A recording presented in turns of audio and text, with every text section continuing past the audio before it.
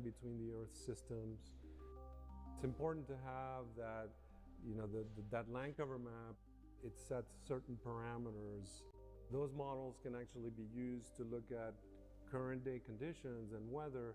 So based on these current conditions, what might the Earth look like 50 or 100 years from now? There's an element of understanding, but then also being able to predict into the future, what that might be like, what these real-world changes may measurement mean of for us. environmental conditions. Each point shown here represents a real-world measurement of environmental conditions. Scientists use computer models to fill in information where measurements may not exist. By verifying the satellite imagery and using the data for these models, scientists can predict changes in our environment more accurately. One of these scientists using land cover maps to track urbanization as part of her work is Dr. Amita Mehta of NASA's Goddard Space Flight Center. So urbanization changes terrain as well as characteristics of the surface itself. And so impervious surface is what we look at when we are monitoring flooding. When there are, say, parking lots or cement and concrete surfaces, they increase. So previously, if it was a farmland or something which was not built, and if that is built now, that water previously that could go or percolate in the soil and in the ground now cannot go in, and it stays there.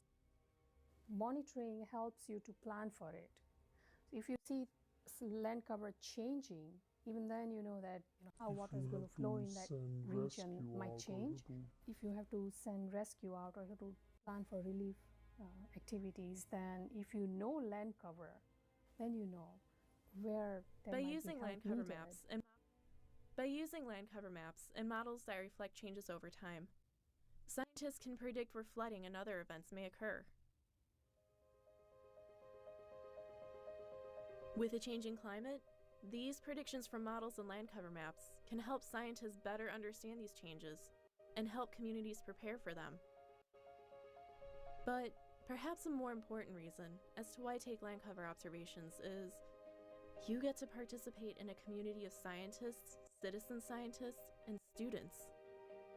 So it's a very important component that the citizen science and students of the GLOBE program and GLOBE Observer can contribute to is by really giving us the information on the ground of what they're seeing as well, how maybe around them and in front of them.